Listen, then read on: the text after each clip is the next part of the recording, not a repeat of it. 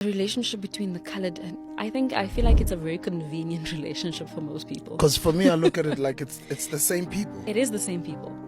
It's the same people, but then again, if you do a DNA test, what are the chances of you not having Khoi blood? Think of it. If you think of all South Africans, if all of us have to do a DNA test, if they say that all of humanity can trace down to mitochondria Eve is the Khoisan people, then what are the chances of you not carrying that DNA? Me not carrying that DNA? There was, what's this lady's name?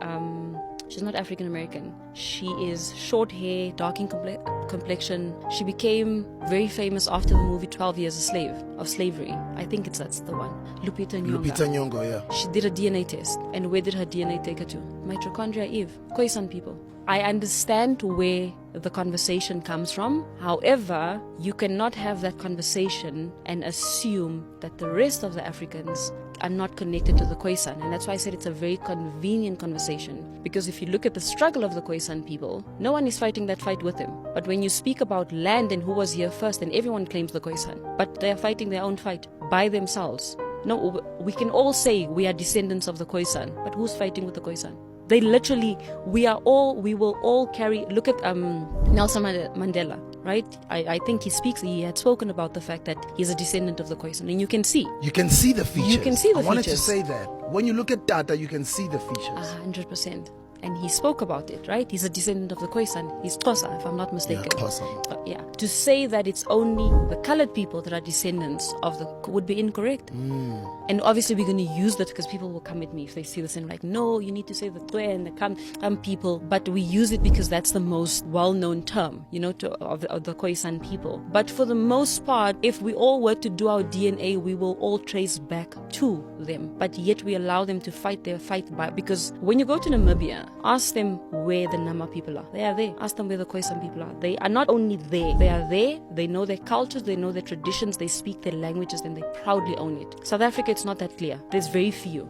I know in the Northern Cape, there are, and this lady that I spoke to, ṭNÖKhoen, she said she's Nama. She can still speak the language, like her grandmother speaks the language, etc., etc. They're there. So it's a convenient conversation. And in South Africa, where we've become a very capitalist community, we seem to want to capitalize on an opportunity when it presents itself. You cannot acknowledge the Khoisan when it's convenient to you. So now we're having a conversation about land. So it's convenient to be a descendant of the Khoisan. It's a very convenient conversation. However, when we have the conversation of should the Khoisan have any presence in terms of structural talks in South Africa, maybe if they are the fathers and mothers of us all, should they not be involved? Then suddenly no. Then it becomes very political. And yet I think they're in the coat of arms, are they not? It's Khoisan that are there.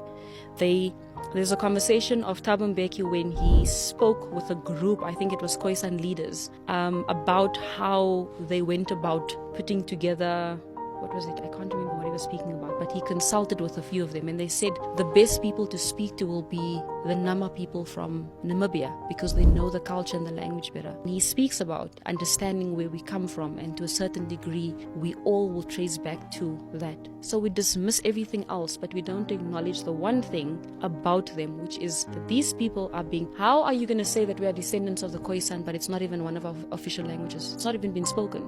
There has never been a conversation about should the Nama language be an official language that should be taught in the schools if we acknowledge that we are descendants of the Khoisan people. Should we not respect them at least to a specific degree to acknowledge that part of us? No, we don't have that conversation. But if we have the conversation of who was here for the land, then we are all there. We are present. So it's very political. It's very beneficial when it suits us to have that conversation. And it's not just the colored people. It's South Africa as a whole. We don't have the conversation about the Khoisan people present in South Africa, whether or not they get acknowledged, why they do not get acknowledged. Hey there, thanks for tuning in. Want more awesome content? Follow us on all our socials at STK206.